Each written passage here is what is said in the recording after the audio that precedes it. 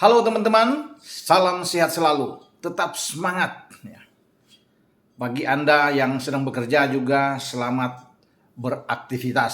Salam selalu buat keluarga Anda di rumah.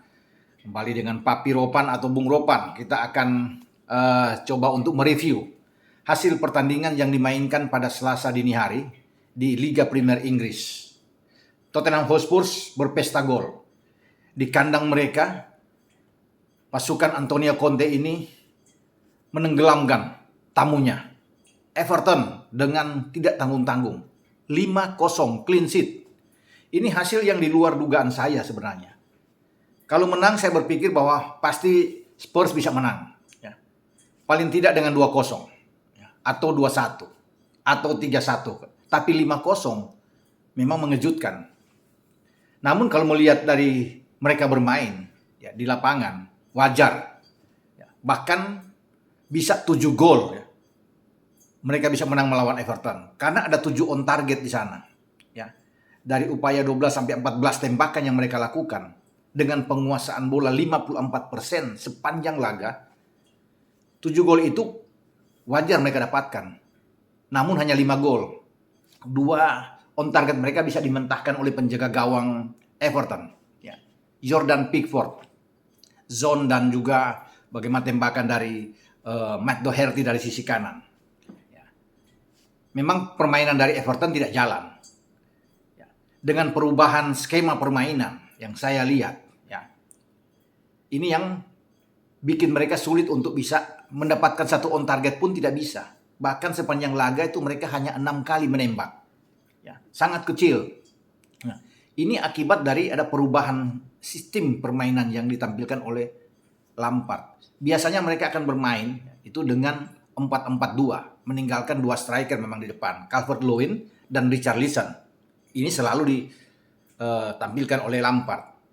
Tapi bermain walaupun ada 2 striker itu masih ada di depan, tetapi dengan mengubah jadi 3-5-2, ini yang membuat keseimbangan di belakang Everton itu tidak terjaga dengan baik. Gampang sekali tertembus. Alan Dakor yang bermain agak sedikit lebih dalam. Itu ketika pemain-pemain Spurs masuk, langsung berhadapan dengan Holgate.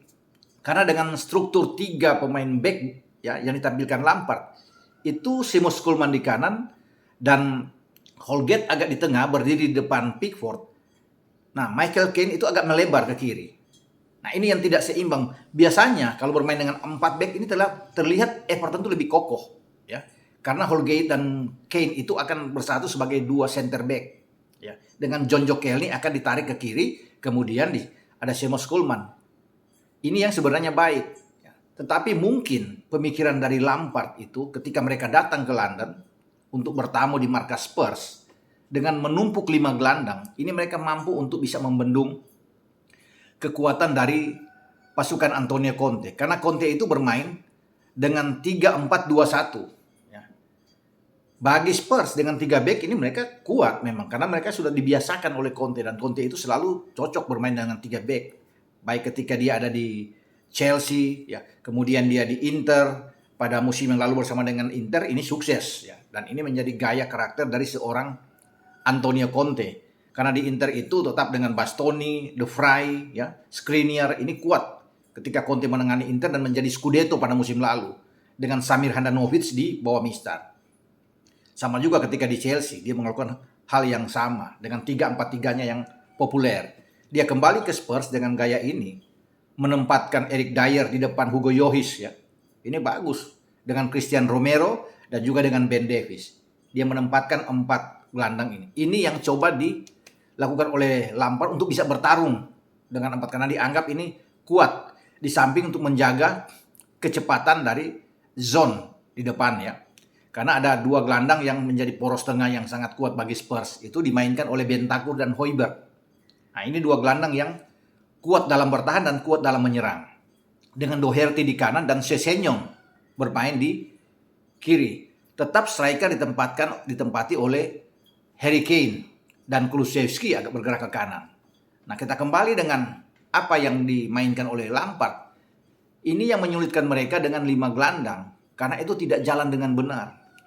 Makanya tidak mengherankan 5 gol itu tertembus karena di belakang itu sangat longgar. Ya.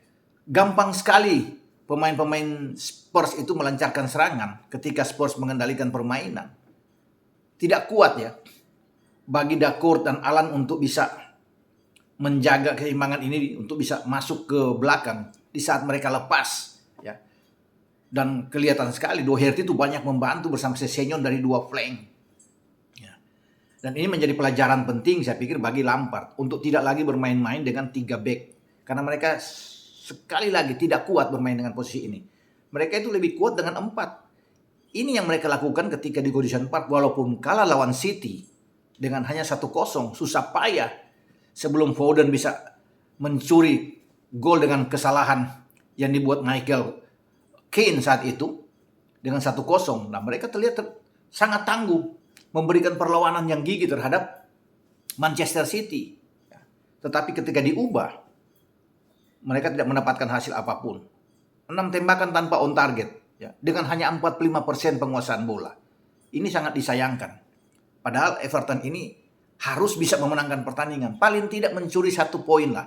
Karena mereka terancam berada di posisi 17. Hanya 1 strip dari batas degradasi. Di bawah mereka Burnley yang memungkinkan Burnley untuk keluar dari zona degradasi, menarik Everton untuk turun. Dengan kekalahan ini semakin mengancam bagi Everton. Dan lagi-lagi posisi Lampard bisa aja out lagi. Kalau ada 2-3 pertandingan ke depan kalah lagi beruntun. Ini berbahaya, ya. Dan kita lihat bagaimana pemain-pemain Spurs bermain dengan luar biasa di kandang mereka. Ya. Ini 5 gol. Artinya aku saya katakan kalau ditarik ke belakang ketika mereka bertanding di Elland Road, mereka menang 4-0 ya. Dengan total itu sudah 10 gol dalam 2 pertandingan. Ini luar biasa bagi Spurs ya. 2 pertandingan tanpa kebobolan. 4 di Leeds yang mereka menang dan 5 di kandang mereka. Ya, setelah sebelumnya mereka sempat oleng ketika dipukul oleh Burnley dengan 1-0. Dan saya kira kemenangan ini membangkitkan lagi, memacu motivasi dari Harry Kane dan kawan-kawan setelah mereka itu bersedih ya, saat tersisih di putaran kelima Piala FA. Mereka dikalahkan Middlesbrough 1-0. Ini tamparan bukan saja bagi Conte tapi semua pemain yang gagal bisa mencetak gol di kandang Borough ya, di Riverside saat itu. Padahal Conte berambisi untuk bisa membawa tim ini lolos ke perempat final atau ke final dan bisa menjadi juara, tapi pupus. Sekarang mereka bisa mengalihkan konsentrasi untuk bersaing masuk ke 4 besar. Tidak mudah karena ada Arsenal, klub London lainnya yang berada di sana. Sekarang memang dengan kemenangan ini 3 poin dari Everton yang mereka dapatkan, mereka bersaing betul dengan 45 poin. Sama seperti West Ham, tim wakil dari London lainnya. Ini juga mengancam bagi MU yang kemarin dipermak habis oleh City. Ya kalah di Etihad dengan 4-1. Membuat posisi MU ini dikepung oleh 3 London. Ya, dijepit habis ya. Arsenal, West Ham dan Spurs. Spurs masih ada 2 pertandingan di tangan. 26 laga. Memungkinkan mereka untuk bisa mendapatkan 51 poin dan berada di bawah Arsenal. Karena Arsenal dengan 48 poin saat ini punya 3 pertandingan di tangan. Arsenal akan ada di atas bahkan mengancam Chelsea. Arsenal bisa akan finish di posisi keempat namun akan bertarung dengan Spurs. Jadi ini kemenangan yang baik buat Spurs ya, karena mereka menjalankan taktik ya sesuai dengan rencana dari Conte. Son bermain sangat bagus, sangat baik sekali. 2 gol dari Harry Kane membuat posisi Kane itu sekarang ada di klasemen masuk lagi di 10 besar. 10 gol dan 3 assist yang sudah dilakukan oleh Kane sejauh ini. Son yang membuat 1 gol. Sekarang sudah 11 gol. Bersaing lagi di daftar klasemen ya untuk top skor. Son bahkan ada dengan 5 assist ya. Sangat tinggi pemain asal Korea ini. Menjadi salah satu pencetak gol terbaik bersama dengan Son. Kolaborasi yang sangat bagus. Kemudian pemain pengganti Sergio Reguilon yang masuk di babak kedua dan membuat gol penutup di gol kelima. Ini menjadi gol kedua dia bersama dengan Spurs ada dengan 3 assist. Dan ini suatu hal yang positif tentunya. Arsenal yang sekarang ada di posisi keempat semakin percaya diri juga. Karena kemenangan 3-2 melawan Watford ini membuat mereka berjalan pada rencana yang baik bagi Arteta. Karena mereka harus mengincar posisi keempat. Harus kembali lagi ke pertarungan kancah di Liga Champions yang sudah hilang, ya, paling tidak dalam 7 musim terakhir. Mereka harus bangkit lagi untuk bisa mendapatkan satu jatah itu, dan saya yakin mereka bisa lolos asalkan konsisten terus karena ada Spurs di belakang. Ya. Ini yang terjadi di IPL, ramai sekali kalau bisa dilihat pertarungan untuk masuk di zona Champions, sama juga dengan pertarungan untuk meraih gelar juara di antara City dan Liverpool, juga di zona degradasi. Bagaimana Burnley yang ingin keluar, termasuk dengan Watford, ya, dan juga Norwich, ya, masih ada kesempatan karena masih ada 10-11 pertandingan ke depan yang memungkinkan tiga-tiganya keluar, karena posisi dari Everton dan Leeds juga bahaya, bisa terseret juga ke bawah. Jadi memang menarik, ya, yang ada di IPL. Kita bergeser ke Serie A.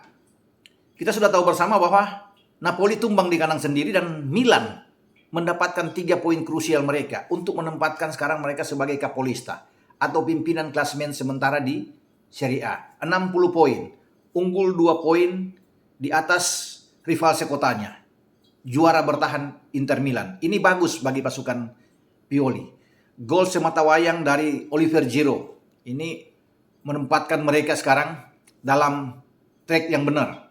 Ya, kalau sampai imbang atau bahkan kalah, ini akan sulit buat Milan. Tapi sekarang mereka dengan kemenangan, walaupun memang harus tetap hati-hati, ini tidak menjamin, ya, karena pertarungan saya lihat ini semakin kesininya, ya, di 10 pertandingan terakhir bakal seru untuk memperebutkan Scudetto, bukan saja bagi Milan yang sedang memimpin, atau Inter Milan di posisi kedua yang hanya berselisih 2, atau Napoli yang turun di posisi ketiga sekarang, tetapi juga harus diawasi adalah pergerakan dari sinyonya tua, Juventus. Berbahaya. Kalau dihitung-hitung Juventus itu ada di zona Champions di peringkat keempat. Tapi tim asuhan Massimiliano Allegri ini hanya terpaut 7 poin. Tidak begitu jauh. Masih memungkinkan mereka untuk terus gaspol, ya, untuk bisa melawan dengan 3 tim yang ada di atas mereka. Mereka hanya 3 poin di belakang Napoli. 5 poin di belakang Inter. 7 poin di belakang Milan. Memungkinkan, ya, bagi Leonardo Bonucci dan kawan-kawan. Karena posisi Juventus ini memperlihatkan konsistensi yang luar biasa dibandingkan dengan 3 tim yang sedang ada di atas mereka. 14 laga terakhir mereka tuh tidak kalah. Hanya 5 imbang, 9 mereka menang. Termasuk kemarin di kandang mereka menang tipis 1-0 dari Spezia. Cukup untuk membuat mereka mendapatkan 3 poin. Kokoh di peringkat keempat, tetapi membahayakan buat tim lain. Dengan konsistensi mereka, ini luar biasa. Ya. Memang mereka kemarin hampir tertahan di kandang, ya. Upaya keras dilakukan oleh mereka sebelum Morata bisa membuat Juve bisa menang. Nah, ini juga menjadi sinyal bagi 3 tim yang di atas mereka untuk berhati-hati. Karena kalau ketiga Milan, Inter, dan Napoli ini tersandung, sangat berbahaya. Juve bisa mendekat untuk bisa menempel dan berharap bisa menjadi Scudetto kembali. Bukan tidak mungkin. Karena 10 laga ke depan ini sangat menentukan di Serie A. Saya sebenarnya akan membahas di Spanyol, tapi nanti berikut dengan bagaimana geliat dari Xavi Hernandez bersama dengan Barcelonanya, yang sekarang sudah 11 laga mereka tidak kalah di tangan Xavi. Dan juga sekarang sudah ada bukan saja di peringkat keempat, tapi di peringkat ketiga. Jadi zona Champions sudah di tangan. Kita akan berbicara tentang bagaimana sepak terjang Barca di beberapa hari ke depan. Karena kita akan fokus dulu setelah ini untuk menyambut Liga Champions di leg kedua babak 16 besar. Sampai di sini review saya khususnya yang ada di IPL dengan kemenangan besar dari Spurs atas Everton. Ciao.